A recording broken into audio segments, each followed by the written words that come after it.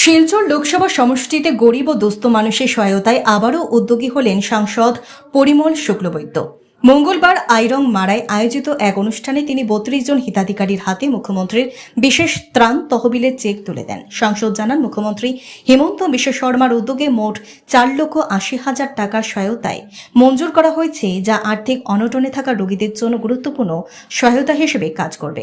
তিনি আরও উল্লেখ করেন, এই তহবিলের মাধ্যমে ইতিমধ্যে বহু গরিব রোগী ও আর্থিকভাবে পিছিয়ে পড়া মানুষ উপকৃত হয়েছেন।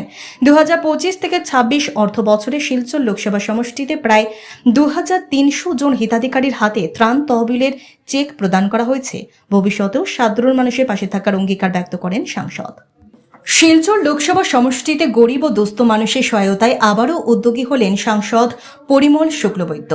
মঙ্গলবার আইরং মারায় আয়োজিত এক অনুষ্ঠানে তিনি 32 জন হিতাধিকারীর হাতে মুখ্যমন্ত্রীর বিশেষ ত্রাণ তহবিলের চেক তুলে দেন। সাংসদ জানান, মুখ্যমন্ত্রী হিমন্ত বিশ্ব শর্মার উদ্যোগে মোট 4,80,000 টাকার সহায়তায় মঞ্জুর করা হয়েছে, যা আর্থিক অনটনে থাকা রোগীদের জন্য গুরুত্বপূর্ণ সহায়তা হিসেবে কাজ করবে।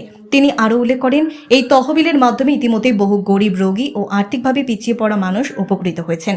2025 থেকে 26 অর্থ বছরে শিলচর লোকসভা সমষ্টিতে প্রায় 2,300 জন হিতাধিকারীর হাতে ত্রাণ তহবিলের চেক প্রদান করা হয়েছে। ভবিষ্যতেও সাধারণ মানুষের পাশে থাকার অঙ্গীকার ব্যক্ত করেন সাংসদ।